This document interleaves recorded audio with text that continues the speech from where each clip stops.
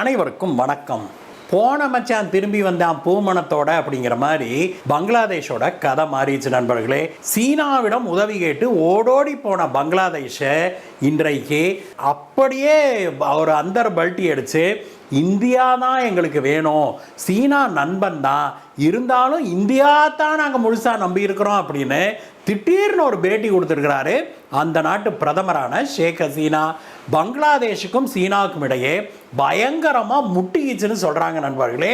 சீனாவுக்கும் பங்களாதேஷுக்கும் இடையில் நடந்த பிரச்சனை என்ன, எதனால் இப்பொழுது திடீர்னு இந்தியாவின் பக்கம் பயங்கர பாசமழை பொழிய ஆரம்பிச்சிருக்குது பங்களாதேஷ், இதை பற்றி தான் இன்னைக்கு பார்க்க போகிறோம் நண்பர்களே.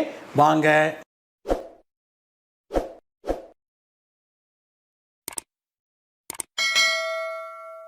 நண்பர்களே, நேற்றைய தினம் செய்தியாளர்களை சந்திச்ச பங்களாதேஷுடைய பிரதமரான ஷேக் ஹசீனா, இந்தியாவைத்தான் நாங்கள் மலை போல நம்பி இருக்கிறோம், குறிப்பாக இந்த $1 பில்லியன் தீஸ்தா ரிவர் ப்ராஜெக்டுக்கு இந்தியாவைத்தான் நாங்கள் நம்பி இருக்கிறோம், சீனாவும் இந்த ப்ராஜெக்டை செய்யறதுக்கு ஒப்புதல் தெரிவிச்சிருக்கு, ஆனாலும் கூட எங்களுக்கு இந்த ப்ராஜெக்ட் இந்தியா செஞ்சு கொடுத்தாதான் திருப்தியாக இருக்கும்னு எங்களுக்கு தோணுது, அதனால் நாங்கள் இந்தியாவைத்தான் ப்ரிஃபர் பண்ணுறோம் அப்படின்னு சொல்லி அவர் சொன்னார். இதற்கு விளக்கமெல்லாம் வேற கொடுத்தாரு. அவர் சொன்ன விளக்கம் என்ன தெரியுமா? நம்ம ஊர் ஆட்கள்லாம் முட்டு கொடுப்பாங்க இல்லையா லோக்கல் கட்சிக்கு, அந்த ரேஞ்சுக்கு அவர் என்ன சொன்னார் அப்படின்னா, இந்த டீஸ்டா மட்டுமில்ல பல ஆறுகள் இந்தியாவில் தொடங்கி பங்களாதேஷுக்கு வந்து சேருது, பிறகு கடல்ல கலக்குது. அதே போல இந்த டீஸ்டா ஆறும் கூட சிக்கிம் மாநிலத்தில் தொடங்கி அதற்கு பிறகு அப்படியே பெரிதாகி பங்களாதேஷ்குள்ள வந்து கடல்ல போய் கலக்குது. இப்படிப்பட்ட ஒரு சூழ்நிலையில இந்த டீஸ்டா ரிவர் ப்ராஜெக்டை நாங்கள் வந்து சீனாவுக்கு கொடுப்பது எப்படி நியாயமாக இருக்கும்? இந்த ஆறு இந்தியாவுக்கும் பங்களாதேஷுக்கும் இடையே ஓடுகிற ஒரு ஆறாக இருக்கிறதுனால இந்த ப்ராஜெக்டை நாங்கள் இந்தியா செஞ்சா நல்லா இருக்கும் அப்படின்னு அபிப்பிராயப்படுறோம் அப்படின்னு சொல்லி சொன்னாரு. இருந்தாலும் கூட மீசையில மண்ணோட்டலைங்கிற கதையாக சீனாவும் கூட இதை செய்யறதுக்கு தயாராக தான் இருக்குது, ஆனாலும் எங்களுக்கு வந்து இந்தியாவை தான் நாங்கள் ப்ரிஃபர் பண்ணுறோம் அப்படின்னு சொன்னார்.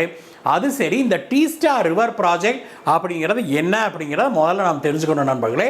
அது எவ்வளவு பெரிய ப்ராஜெக்ட் அப்படிங்கிறதையும் தெரிஞ்சுக்கணும். இந்த டீஸ்டா ரிவர் ப்ராஜெக்ட் அப்படிங்கிறது இந்த நதி மேலாண்மைன்னு சொல்லுவாங்க இல்லையா, அந்த மாதிரியான ஒரு ப்ராஜெக்ட்.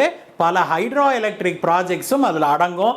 பல இடங்களில் டேம் கட்டுறது, ஹைட்ரோ எலக்ட்ரிக் ப்ராஜெக்ட் போடுறது அப்படின்னு சொல்லி, அது மட்டும் இல்லாமல் அந்த ரிவரில் நீர் போக்குவரத்தையும் மேம்படுத்துவதற்கு அங்கங்கே வந்து ரிவர் போர்ட்ஸை உருவாக்குவதும் இந்த ப்ராஜெக்டில் ஒரு அங்கமாக இருக்குது. அதனால தான் இந்த ப்ராஜெக்டுக்கு மட்டுமே $1 பில்லியன் அளவுக்கு இதுக்கு செலவாகும் அப்படின்னு எதிர்பார்க்கப்படுது நண்பர்களே. இது வந்து ஒரு மிகப்பெரிய தொகை அப்படிங்கிறதுனால இதற்கு ஒன்று வெளிநாட்டில் கடன் வாங்கி பங்களாதேஷாக செய்யணும், இல்லை அப்படின்னா பெரிய மனது கொண்ட பிற நாடுகள் இருக்குது இல்லையா, அதில் இந்தியா, அமெரிக்கா, ஜப்பான் அல்லது சீனா போன்ற பெரிய நாடுகள்கிட்ட உதவியை நாட வேணும்.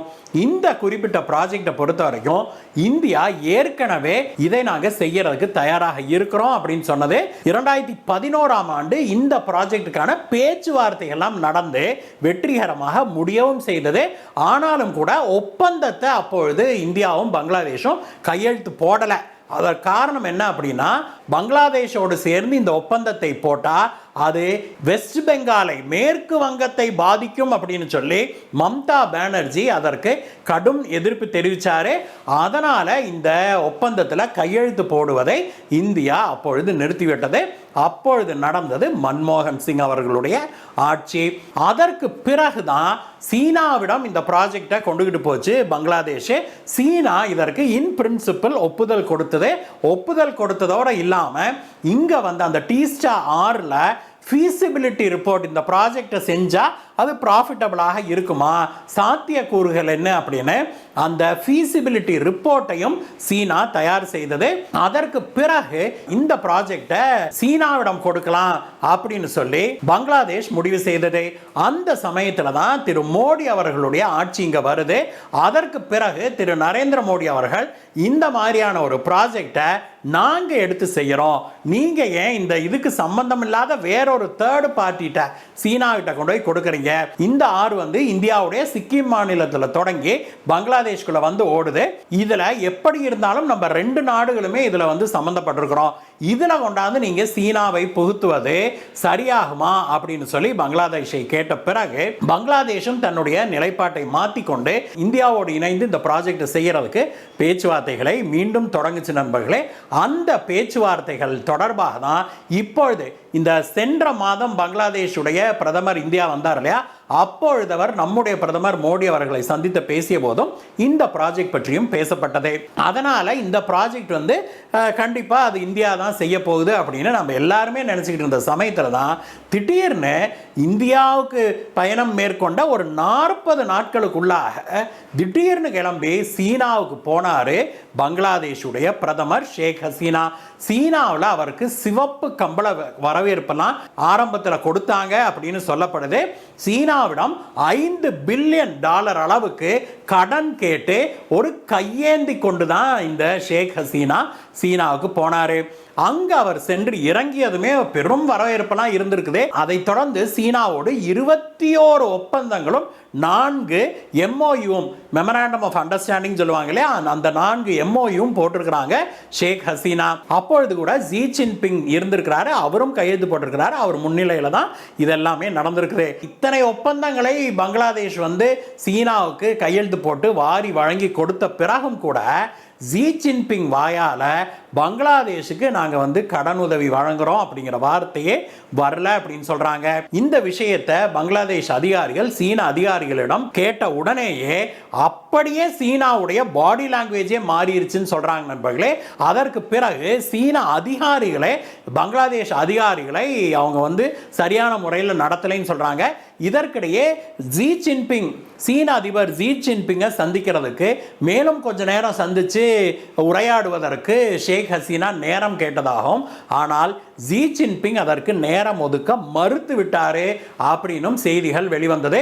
அதே சமயத்தில் அடுத்ததாக ஜி ஜின்பிங்குக்கு அடுத்ததாக அந்த நாட்டு வெளியுறவுத்துறை அமைச்சரான வாங்கியை சந்திக்கிறதுக்கு ஷேக் ஹசீனா விருப்பப்பட்டதாகவும், அவரும் கூட அந்த நாட்டு வெளியுறவுத்துறை அமைச்சர் வாங்கியை கூட ஷேக் ஹசீனா அவர்களை சந்திக்க மாட்டோம் அப்படின்னு மறுத்து விட்டதாகவும், இதுல வெறுப்படைந்த ஷேக் ஹசீனா தன்னுடைய டூர் ப்ரோக்ராம் தன்னுடைய சுற்றுப்பயணத்தை அப்படியே திடுப்புன்னு நிறுத்திவிட்டு கட் ஷாட் பண்ணிட்டு உடனே கிளம்பி பங்களாதேஷ் வந்துட்டாரு அப்படின்னு சொல்றாங்க.